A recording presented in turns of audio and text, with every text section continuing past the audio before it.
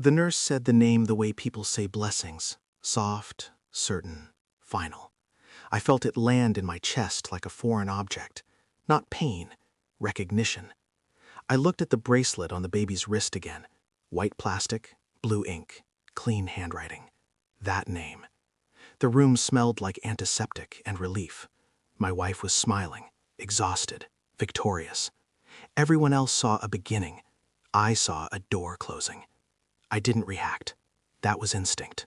Survival. I learned a long time ago that reactions give people leverage. So I leaned closer to the crib, studied the tiny chest rising and falling, and waited for the noise in my head to organize itself. The name didn't belong there. It didn't belong to me. It didn't belong to us. It belonged to a ghost I thought she'd buried years ago.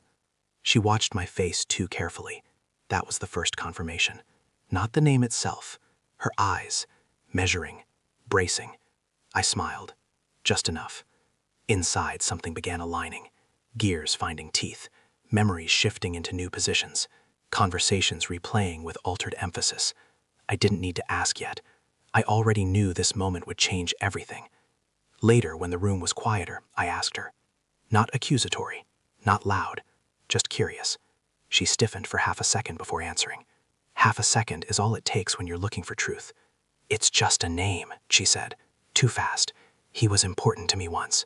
Once. That word tried to do a lot of work. I nodded. I always nod. It disarms people, makes them think they've been heard. Inside, I was inventorying. The late-night texts she never explained. The way she'd grown protective of her phone during the pregnancy. The emotional distance she blamed on hormones. I had accepted all of it. Or rather, I had archived it. Now the archive opened itself. I asked when she decided. She said she'd always liked the name. She didn't say when she decided not to tell me. That omission mattered. I didn't raise my voice. I didn't argue. I let silence do what it does best. Stretch until people start filling it with their own guilt. She filled it with defensiveness. You're overreacting. That was when I understood the real betrayal wasn't the name. It was the assumption. She assumed I would swallow it, assume the role, carry the weight, raise a reminder of another man and call it compromise.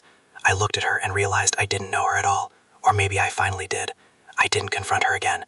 I became methodical. During feedings, I watched how she held the baby, possessive, almost rehearsed. When relatives visited, I listened more than I spoke. People say things when they think they're speaking into a safe room. I requested documents quietly, hospital forms, signatures, timelines. I noticed inconsistencies, dates that didn't line up, a prenatal appointment I'd never known about, a friend who checked in far too often. At night, while she slept, I lay awake constructing possibilities and discarding them. I didn't need certainty yet. I needed structure. I ordered a test, not out of panic, out of clarity. While we waited, I behaved perfectly, attentive, calm, supportive. I let her believe the storm had passed. Inside, I was already gone. The name echoed in my head, stripping away years of trust with every repetition. It wasn't jealousy I felt. It was insult. Strategic insult. She had rewritten our story without my consent. I was simply correcting the record. The envelope arrived on a Tuesday. Plain, unassuming, definitive. I opened it alone. I didn't feel shock. I felt confirmation settling into place like the final piece of a puzzle I'd already solved. Not mine. I folded the paper carefully. Precision matters in moments like this. That evening, I asked her one question. Is there anything else you want to tell me before I make decisions that can't be undone? Her face changed, color draining, eyes searching mine for escape routes. She cried, then denied, then collapsed into truth like a building with its supports cut. I handed her the paper. She didn't read it at first. She didn't have to. The silence was enough. I stayed calm. That frightened her more than yelling ever could. The next morning, I moved. Efficiently. Divorce papers filed. Paternity acknowledgement withdrawn. Statements made where statements mattered. I didn't scream. I didn't shame. I clarified. I told the truth plainly. I would not raise a child named after another man. I would not live inside a lie designed for my compliance.